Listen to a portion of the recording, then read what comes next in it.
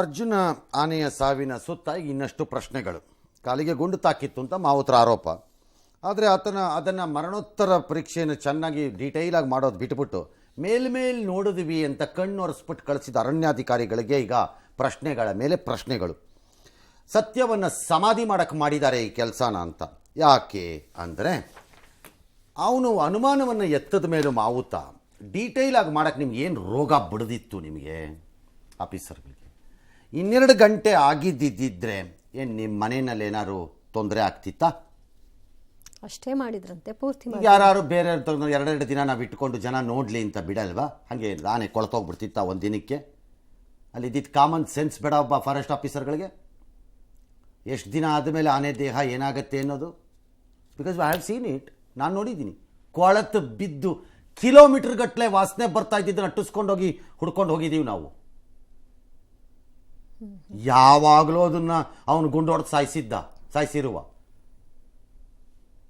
ಅಲ್ಲಿ ಆಪರೇಷನ್ಸಲ್ಲಿ. ಹಾಗೆ ಯಾವಾಗಲೂ ನಮಗೆ ವಾಸನೆ ಅದೆಲ್ಲೋ ಪೆಟ್ರೋಲಿಂಗಲ್ಲೋ ಕೊಂಬಿಂಗಲ್ಲೋ ಇರೋವಾಗ ನಡ್ಕೊಂಡು ಹೋಗ್ಬಿಟ್ಟು ಅಲ್ಲಿ ಸತ್ತು ಬಿದ್ದರು. ಅದು ಅಷ್ಟೊತ್ತಿಗಾಗಲೇ ಕೊಳದೋಗಿರೋದು. ಅದು ಜ್ಞಾನ ಇರಲಿಲ್ಲ ನಿಮ್ಗಳಿಗೆ ಎಷ್ಟು ದಿನ ಆಗುತ್ತೆ ಅದಕ್ಕೆಲ್ಲ ಅಂತ. ಒಂದಿನ ತಡವಾಗಿ ಎಲ್ಲ ಡೀಟೇಲಾಗಿ ಚೆಕ್ ಮಾಡಿದ್ರಿ ಏನು ರೋಗ ಬಿದ್ದೋಗ್ತಿತ್ತು ನಿಮ್ಗಳಿಗೆ? ಈಗ ಕೇಳಿಸ್ಕೋಬೇಕಲ್ಲ. ಈಗ ಬಾಹ್ಯ ಪರೀಕ್ಷೆ ನೋಡಿಸಿ ಕೈ ತೊಳ್ಕೊಂಬಿಟ್ರಂತೆ.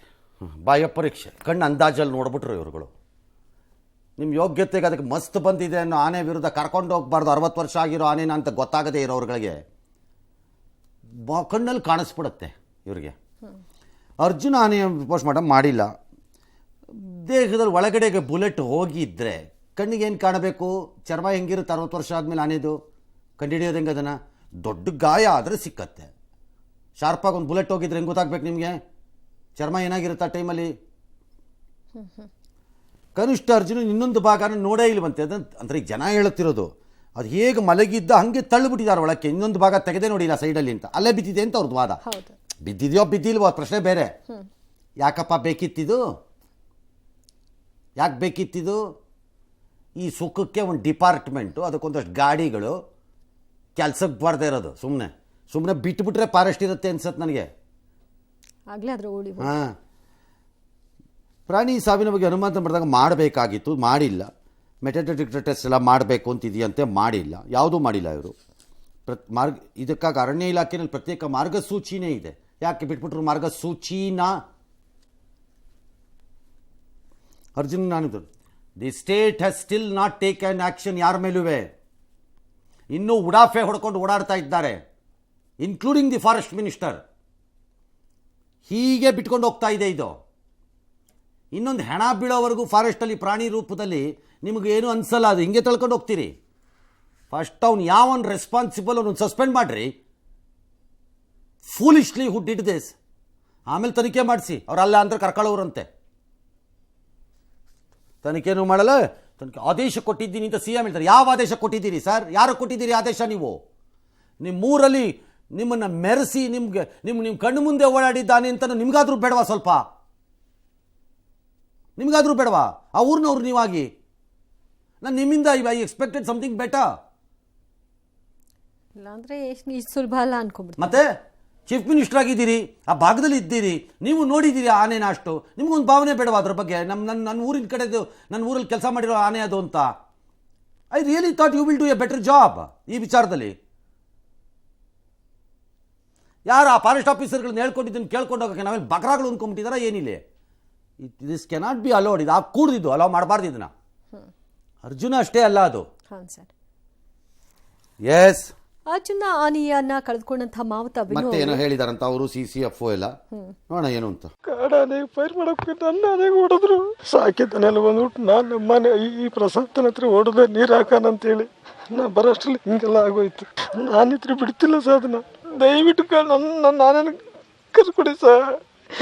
PM ಆಗಿದೆ. ಎಕ್ಸ್ಟರ್ನಲ್ ಇವರಿಂದನೇ ಮಾಡಿದ್ದು. ಇಂಡಿಪೆಂಡೆಂಟ್ ವೆಟನರಿಯನ್ ನಮ್ಮ ಹಾಸನ ಪಶುವೈದ್ಯ ಕಾಲೇಜಿಂದ. ಅದು ಜನರ ಮುಂದೆನೇ ಆಯ್ತು, ಎಲ್ಲರೂ ಮಾಡ್ತಾ ಇದ್ರು. ಸೊ ಅದರಲ್ಲಿ ಏನೂ ಇದೇನಿಲ್ಲ. PM ಎಲ್ಲ ಆಗಿದೆ. ಅಂಥದ್ದು ಏನಾದಿದ್ರೆ ನಾವು ಮುಂದಿನ ತನಿಖೆ ಮಾಡ್ತೀವಿ. 4 ಕಾಲು ಹೊರಗಡೆ ಕಾಣಿಸ್ತಾ ಇತ್ತಲ್ಲ, ಎಲ್ಲ ನೋಡೇ ನಾವು PM ಮುಗಿಸೋದು. ಸೊ ನಿಮಗೆ ಗೊತ್ತಿದೆ ಅದನ್ನ ಟರ್ನ್ ಮಾಡೋ ಪರಿಸ್ಥಿತಿನಲ್ಲಿ ಇತ್ತ ಅಂತ. ಎಲ್ಲರೂ ನೋಡಿದಿರಿ ನೆನೆ ಪರಿಸ್ಥಿತಿನಲ್ಲಿ ಇತ್ತ. ಅವ್ರದ್ದು ಸ್ಟ್ಯಾಂಡರ್ಡ್ ಆಪರೇಷನ್ ಪ್ರಕಾರ ಯಾವ ತರ ಪೋಸ್ಟ್ ಮಾರ್ಟಮ್ ಹೇಗೆ ಮಾಡ್ಬೇಕು ಅದ್ರ ಮಾಡಿ ಕೊಟ್ಟಿದ್ದಾರೆ. ಅದನ್ನ ಇನ್ನೊಂದು ಆನೆ ಹಿಡಿಲಿಕ್ಕೆ ಹೋಗಿ ಇದನ್ನು ಉಪಯೋಗಿಸಿರ್ತಕ್ಕಂಥದ್ದು. ಮತ್ತೆ ಅದ್ರ ಬಗ್ಗೆ ಇನ್ನೂ ಕೂಡ ತನಿಖೆ ಮಾಡಿ ಅಂತ ಹೇಳಿದ್ದೀನಿ ನಾನು. ಅದ್ರ ಬಗ್ಗೆ ಸಂಪೂರ್ಣ ವಿಚಾರ ಬಂದ ಮೇಲೆ ಪ್ರಸ್ತಾಪ ಮಾಡ್ತೀನಿ.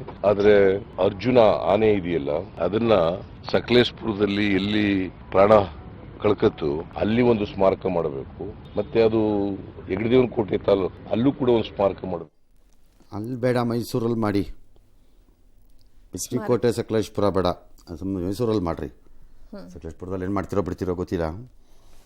ಸರ್ ಈಗ ಪಕ್ಕದಲ್ಲಿ ಡಿಸ್ಟ್ರಿಕ್ಟ್ ಮಿನಿಸ್ಟರ್ ನಿಂತಿದ್ರಲ್ಲ ಮಾದೇವಪ್ಪನವರೇ, ಇದೇನಾ ನಿಮ್ಮದು ಡಾಕ್ಟರ್ ಹೃದಯ? ಇಷ್ಟೇನಾ ನಿಮ್ಮದು? ಕಂಡು ಇದಕ್ಕೆಲ್ಲ ವ್ಯಾಖ್ಯಾನ ಕೊಡ್ತಾ ಇರ್ತೀರಿ ನಿಂತ್ಕೊಂಡು ಸಿಕ್ಕಿದ ಕಡೆ ಎಲ್ಲ. ಅದಕ್ಕೆ ಏನು ಬಾಯಿಗೆ ಬಿಗ ಹಾಕೊಂಡು ನಿಂತಿದ್ದೀರಿ? ನೀವೇನು ಮಾಡ್ತಿದ್ದೀರಿ? ಅದಕ್ಕೆ ಸಿ ಎಮ್ ಎ ಉತ್ತರ ಕೊಡ್ಬೇಕು. ಅದಕ್ಕೆ ನೀವೇನು ಮಾಡ್ತಿದ್ದೀರಿ? ಅದಕ್ಕೆ ಯಾರಿಗೂ ಆಸಕ್ತಿ ಇದ್ದ ಕಾಣಿಸ್ತಿಲ್ಲ. ಮೈಸೂರಲ್ಲಿ ಮಾಡಿ. These are all happened. ಈ ಥರದ ಪ್ರಾಣಿಗಳನ್ನು ಗುರುತಿಸೋದು, ನಂತರ ತಲೆಮಾರುಗಳು ಆ ಪ್ರಾಣಿಗಳನ್ನು ನೆನಪಿಸ್ಕೊಂಡು ಆ ವೀರೋಚಿತ ಕಥೆಗಳನ್ನು ನೆನಪಿಸ್ಕೊಳ್ಳೋದು ಎಲ್ಲ ಇದೆ ನಮ್ಮಲ್ಲಿ. ಕುದುರೆಗಳ ವಿಚಾರದಲ್ಲಿ ಹಿಂದೆ ರಾಜ ಮಹಾರಾಜರ ಕಾಲದ ಕುದುರೆಗಳ ವಿಚಾರದಲ್ಲಿ ಇದೆ. ಮಾಡ್ರನ್ ಯುಗದಲ್ಲಿ ತಗೊಂಡ್ರೆ ಅಲಸ್ಕಾನಲ್ಲಿ one of the most unbelievable ಮೂವಿನೇ ಇದೆ ಅದು, ಹಾಲಿವುಡ್ ಮೂವಿ. ಹೇಗೆ ಆ ನಾಯಿಗಳು ಅಂದರೆ ಉಲ್ಫ್ಗಳು ಅಲ್ಲಿ ಹೇಗೆ ಒಂದು ಜೀವದ ಪ್ರಾಣವನ್ನು ಉಳಿಸೋಕ್ಕೆ, ಮನುಷ್ಯನ ಪ್ರಾಣ ಉಳಿಸೋಕ್ಕೆ ಆ ಹಿಮಪಾತದಲ್ಲಿ ಹೋಗಿ ಆ ಔಷಧಿನ ಎತ್ಕೊಂಡ್ಬರುತ್ತವೆ ಅವು ಅಂತ. One of the finest movie ಅದು. ನನಗೆ ಹೆಸರು ಮರ್ತೋಯ್ತು ಈಗ. ಅದರದ್ದು ಯಾವುದೋ ಒಂದು ಡಾಗ್ದೋ ಏನೋ ಒಂದ್ರದ್ದು ಅಲ್ಲಿ ಎಲ್ಲೋ ಒಂದು ಕಡೆ ಮಾಡಿದ್ದಾರೆ ಹತ್ರ ಸ್ಮಾರಕ. ಅದು 100,000 ಜನ ಹೋಗ್ತಾರೆ ಜಾಗಕ್ಕೆ. ಹೋಗಿದ್ದೆ, ರಿಮೆಂಬರ್ ಇಟ್. ಸೇಮ್ ಜ್ಞಾಪಿಸ್ಕೊಂಡಿದ್ದ ಅರ್ಜುನ ವಾಪಸ್ ಬರ್ತಾನೆ. ಬರೋದಿಲ್ಲ ಅಲ್ಲ. ಪ್ರಾಣಿ ಪ್ರೇಮವನ್ನು, ಪ್ರಾಣಿಗಳ ಬಗ್ಗೆ ಅಭಿಪ್ರಾಯಗಳನ್ನು, ನಮ್ಮ ಜೊತೆ ಅವುಗಳಿರೋದನ್ನು ಜ್ಞಾಪಿಸ್ಕೊಳ್ಳೋದು, ಇದಕ್ಕೆಲ್ಲ ಒಂದು ಇನ್ಸ್ಟ್ರೂಮೆಂಟ್ಸ್ ಇವು. ಹಂಗೆ ಮಾಡಬೇಕು. ಮೈಸೂರಲ್ಲಿ ಮಾಡಿ. ನಾಳೆ ದಸರಾಗೆ ಬಂದಾಗ ಒಳ್ಳೆ ಸ್ಮಾರಕ ನೀವು ಮಾಡಿದ್ರೆ 1,000 ಜನ ಹೋಗ್ತಾರೆ ಅದನ್ನು ನೋಡೋಕ್ಕೆ. ನಾನು ಬರ್ಕೊಟ್ಟಿದ್ದೀನಿ ಬೇಕಾರೆ. ಅದಕ್ಕೆ ಉದಾಹರಣೆನೇ ನಿನ್ನೆ ನೋಡಿದ್ವಲ್ಲ. ಹೋಗ್ತಿರ್ ಗ್ಯಾರಂಟಿ. ಅದೊಂದು ಅರ್ಜುನ ಅಂತಿತ್ತಂತೆ, ಅಂಬಾರಿದಕ್ಕೊಂದು ಇದು ಮಾಡಿದಾರಂತೆ, ಏನೋ ಸ್ಮಾರಕ ಮಾಡಿದಾರಂತೆ, ಚೆನ್ನಾಗಿ ಮಾಡಿದಾರಂತಪ್ಪ ಅಂತಂದ್ಬಿಟ್ಟು ಹೋಗ್ತಾರೆ ಜನ. People will go, they remember the attachment between animal and man. ಮತ್ತು ಈ ಥರ ಕಾರ್ಯಕ್ರಮಗಳು ಮತ್ತು ನಮ್ಮ ಸಂಕೇತಗಳೇನಿವೆ, ದಸರಾ, ಆನೆ, ಅಂಬಾರಿ, ಇದಕ್ಕೆ ಎಲ್ಲ ಅಟ್ಯಾಚ್ಮೆಂಟ್ಸ್ ಬಿಲ್ಡ್ ಆಗತ್ತೆ ಅಷ್ಟೇ. ಸರ್ ಇದ್ರಲ್ಲಿ ಗಲಾಟೆ ಮಾಡಿದ್ರು ಅಂತ ಗೋಳಿಹಟ್ಟಿ ಶೇಖರ್ ಹೆಡ್ಗೇವಾರ್ ಮ್ಯೂಸಿಯಂ ನಾನು ಬಿಟ್ಕೊಳ್ಳಿಲ್ಲ ಅಂತ ಹೇಳಿದ್ದಾರೆ. ಅದಕ್ಕೆ ಚೀಫ್ ಮಿನಿಸ್ಟರು ಏನೋ ಯಾರು ಟ್ವೀಟ್ ಮಾಡಿದಾರಂತೆ. ಎಲ್ಲರೂ ಪ್ರಿಯಾಂಕ ಖರ್ಗೆ, ಮಾದೇವಪ್ಪನವರು ಇದಕ್ಕೆ ಕ್ವಿಕ್ಕಾಗಿ ಬಂದರು. ಮಾದೇವಪ್ಪನವರು ಯಾಕೆ ಬಿಟ್ಟಿಲ್ಲ, ಮಾಡಿಲ್ಲ ಅಂತೆಲ್ಲ ಹೀನಾಯವಾಗಿ ಸೋತಿದ್ರಿ. ಅದಕ್ಕೆ ಅವರು ಹೀನಾಯವಾಗಿ ಸೋತಿದ್ರಿ, ಇನ್ನೂ ಇದನ್ನೇ ಮಾಡ್ತಾ ಇದ್ದೀರಾ ಅಂತಾರ. ಕಾರಜೋಳ್ರೇನೋ ಇದು ರಾಜಕೀಯ ಪ್ರೇರಿತ ರೀ ಇದು ಅಂತೇಳಿದ್ದಾರೆ. RSS ಒಂದು ಪತ್ರಿಕಾ ಪ್ರಕಟಣೆ ಕೊಟ್ಟು ನಮ್ಮಲ್ಲಿ ಯಾವ ಕಡೆನೂ ಆ ಥರ ಇಲ್ಲ ಅಂತ ಹೇಳಿದೆ.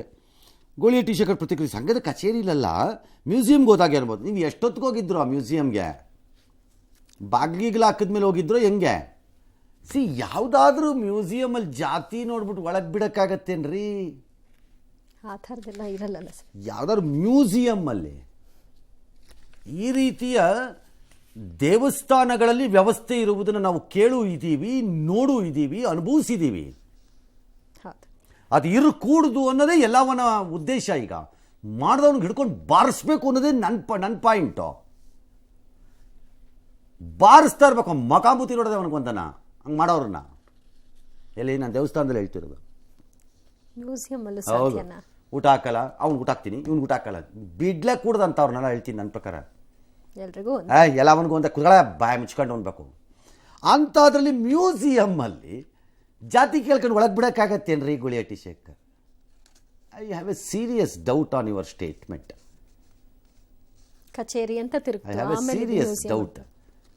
ಏನಾದ್ರು ರಾಜಕಾರಣದಲ್ಲಿ ಸೋತು ಗೀತು ಆದಮೇಲೆ ಇನ್ಯಾವುದಾದ್ರು ಪಕ್ಷಕ್ಕೆ ಹತ್ತಿರ ಆಗಕ್ಕೆ ಏನಾದ್ರು ಮಾಡ್ತಿದ್ದೀರೋ ಹೆಂಗೆ? I have a serious doubt ಇದು.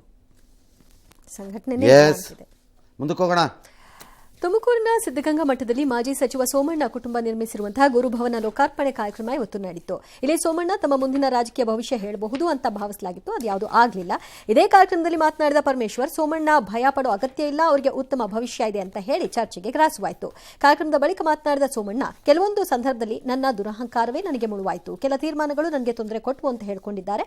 ಪರಮೇಶ್ವರ್ ಅವರ ಭರವಸೆ ಅವರ ದೊಡ್ಡತನ ತೋರಿಸುತ್ತೆ ಅಂತ ಹೇಳಿದ್ದಾರೆ. ಬುದ್ಧಿಯವರ ಆಶೀರ್ವಾದ, ದೊಡ್ಡ ಬುದ್ಧಿಯವರ ಆಶೀರ್ವಾದ.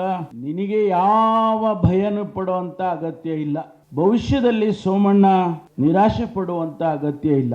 ಉಜ್ವಲವಾದ ಭವಿಷ್ಯ ಇದೆ ಅಂತೇಳಿ ನಾನು ಭಾವಿಸ್ತೀನಿ. ಸೋಮಣ್ಣ, ಕೆಲವು ಸಂದರ್ಭದಲ್ಲಿ ನಮ್ಮ ದುರಾಂಕಾರ ನಮಗೆ ತೊಂದರೆ ಕೊಡ್ತು. ನಾನು ಮಾಡಿದಂಥ ಒಂದು ತೀರ್ಮಾನ, ಮೇಲ್ಗಡೆ ಎಲ್ಲ ಒಂದು ಕಡೆ ಆಕಾಶ ಇದೆ ಅಂತ, ನಾವು ಮೇಲ್ಗಡೆ ತಲೆ ಎತ್ಕೊಂಡು ಉಳೋ ಕೆಲಸ ಆಯಿತು. ಅದು ಸ್ವಲ್ಪ ಅದು ನನಗೆ ಬಿದ್ದಿದೆ. ಯಾವ ರೀತಿ ಹೈಕಮಾಂಡು ನಮಗೆ ಆಗಿರ್ತಕ್ಕಂಥ ಅದನ್ನು ಸರಿಪಡಿಸೋದಕ್ಕೆ ಅವ್ರು ಚಿಂತನೆ ಮಾಡ್ತಾರೋ ಗೊತ್ತಿಲ್ಲ. ನಾನು ತೆರೆದ ಪುಸ್ತಕದ ಗೋಡೋಗನಲ್ಲ. ಅನಾವಶ್ಯಕವಾಗಿ ನಮ್ಮನ್ನು ಯಾರೋ ಸಣ್ಣ ಪುಟ್ಟವ್ರ ಜೊತೆಗೆ ಹೋಲಿಕೆ ಮಾಡಿದ್ರು. ಪಾಪ ಅವ್ರು ಹೇಳಿದ್ದಾರೆ, ಅವ್ರು ದೊಡ್ಡತನ.